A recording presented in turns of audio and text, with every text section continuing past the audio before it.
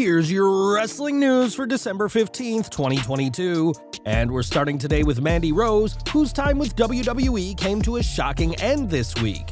On Tuesday, Rose lost the NXT Women's Championship to Iron Survivor Challenge winner Roxanne Perez and was released a day later due to the risque images and videos behind her fan time paywall.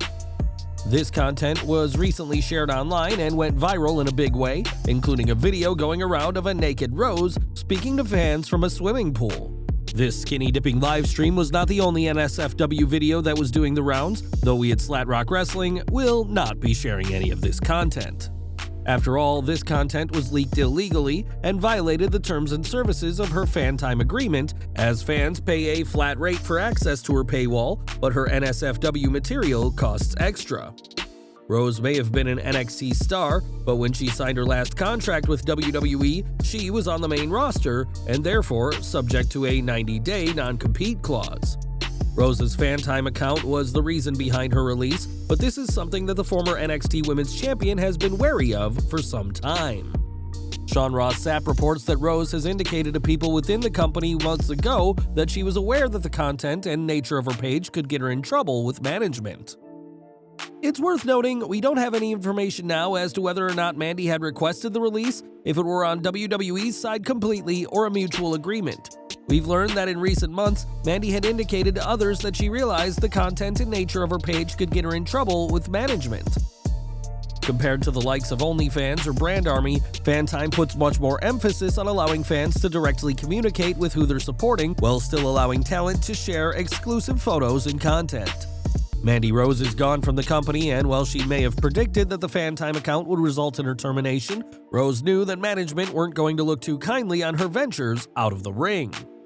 The former NXT Women's Champion realized the risks of having a FanTime account and putting not safe for work content on the platform, but WWE did not take the decision to have her drop the title lightly. According to Dave Meltzer on Twitter, the decision for Rose to lose the NXT Women's Championship was a last-minute decision and one that was influenced by the fact that she was getting fired the next day. Meltzer added that the decision was changed based on the knowledge that she'd be getting fired, implying that originally she was going to retain against Roxanne Perez. During Wrestling Observer Live, Brian Alvarez noted that Rose was making more money from her paywall content than she was doing with her WWE contract, though the exact figures weren't mentioned. We don't know how much Rose was making on either deal, but for a reigning champion, the third longest NXT Women's Champion in history, to earn more on fan time, she must have been making seriously good money on the platform. Fans who want to view Mandy Rose's premium content must subscribe to her monthly service for $30 and are then given the chance to purchase additional content, with some fans even spending $200 for one photo, and needless to say, that money adds up. It's also been reported that the amount Rose was making on fan time proved to be the spark that led to her firing. Now out of WWE, Rose will likely look to her FanTime account as her main source of income, but with her impressive run on NXT changing a lot of pre-existing opinions about her, the Toxic Attraction alum may be in another company soon enough. For now though, Rose won't be competing anywhere else, and fans have shared their outrage over what they believe is an unfair termination. On Twitter, fans dragged WWE for their alleged double standards, given that Rose's character was pushed as a sexually attractive person, but her beauty has also led to her firing. The hashtags Justice for Mandy and Thank You Mandy trended big time on Twitter, and both Gigi Dolan and JC Jane shared their shock at the news as well. Some suggested that WWE's problem with the photos and videos isn't that they were sexual in nature, but that WWE wasn't getting a cut of her earnings, similar to the third-party rule that affected online deals for talents from a few years ago. One fan suggested that men in WWE have done much worse and have been able to keep their jobs, suggesting that Rose would still be with the company today if she were a guy. It's also been argued that while WWE is a PG product now, the company for years had their women pose in Playboy, where fans could pay to see their photos, which isn't that different from what Rose has been doing online. It was also stated that Vince McMahon built an empire off of exploiting and hypersexualizing women, and when you look at the many sexual assault claims, including those that came out just this week, it's something of a double standard for Rose to lose her title and her job over this risque content. It's been suggested that if WWE had an issue with Rose, they should have suspended and possibly fined her rather than fire her, arguing she deserves better, and many fans on Twitter pointed out how it wasn't too long ago that Ember Moon was asked to act more sexy in WWE, and the company gave Rose as an example.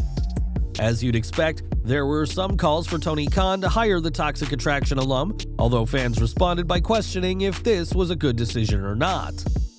Speaking of Twitter, WWE gave their own acknowledgement of Rose's departure on the platform as they changed their banner photo to remove her from their page. And in a tweet of her own, Rose reacted to her NXT Women's title loss with an emotional thank you to the fans, though now, this tweet may have been a sign that she knew her firing was coming. Fans are clearly unhappy about this decision, as Rose has been doing the best work of her career in NXT, and it remains to be seen what's next for the now former superstar. But what do you think? Should Mandy Rose have been fired, or was there another solution for this situation? Over to AEW now, as Tony Khan's company has a jacked roster, and last night, a new name was added to the All Elite team. On Dynamite, Action Andretti made his debut for AEW in a huge way, getting the mother of all upsets over multi-time world champion Chris Jericho. On Twitter after the match, Tony Khan made it official, declaring that Andretti is All Elite and welcoming him to AEW. Bully Ray also tweeted his own reaction to Andretti's win, saying that the old-school psychology of the underdog getting a shock win never gets old. Andretti first trained at the MCW Pro Wrestling Training Center in Baltimore and is also in his first reign as the MCW Heavyweight Champion. While this week marked his AEW TV debut, he has made appearances in the past, working on tapings for AEW Dark and Dark Elevation. On social media, Andretti reacted to his monumental win, saying him pinning one of the greatest ever should be a sign to others to follow your dreams and not let anyone tell you that you can't. Now Andretti will be appearing even more on AEW, and after this week's stunning match, we imagine that Chris Jericho is far from finished with the company's newest signing. Since returning to WWE in October, Bray Wyatt has yet to have a match, but he has been engaged in a psychological war with L.A. Knight. This feud has seen Knight slap Wyatt in the face, only for Bray to attack him backstage, a claim that Wyatt has denied. Speaking to Yahoo Entertainment this week, Knight was asked about working with the former Universal Champion and said he's been challenged in the feud with Wyatt. Working with Wyatt is a unique challenge in the sense that you've got two diametrically opposed personalities. You have two very different approaches as to what we do, and in a strange way, it almost brings together a beautiful symphony, so to speak, just because of the contrasting way we do things. At the same time, those contrasting pieces mesh together into something that's pretty creatively satisfying, and so far, so good. Wyatt and Knight are yet to have an official match, and in Bray's case, he hasn't had any match since returning, though a pitch black match has been rumored for next month's Royal Rumble. As to what a pitch black match is, that's all still unknown at this time, but needless to say, fans are very invested to see where this feud is going.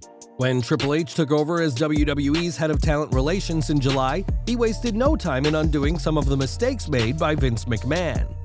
In the 5 months since his appointment, the game hasn't shied away from rehiring people released by his father-in-law, but some names are failing to impress. WrestleVotes reports that what's being described as a handful of talent have underperformed in the eyes of WWE's higher-ups and have severely underwhelmed Triple H. There's no word on which exact superstars have disappointed the cerebral assassin, but after being already released once before, they certainly don't want to risk it happening again. Triple H's era of WWE has been praised by fans, and while morale among the roster is said to be extremely high these days, some rehired talent may want to start dusting off their resumes. But which talent do you think are falling short in the eyes of Triple H and others backstage? Let us know in the comments. And we're ending today with AEW Dynamite, as the show saw MJF's first AEW World title defense when he went up against Ricky Starks. Not only for the world title, this was also for the Dynamite Diamond Ring, and despite Starks' best efforts and a Liger Bomb, it was MJF who got the win.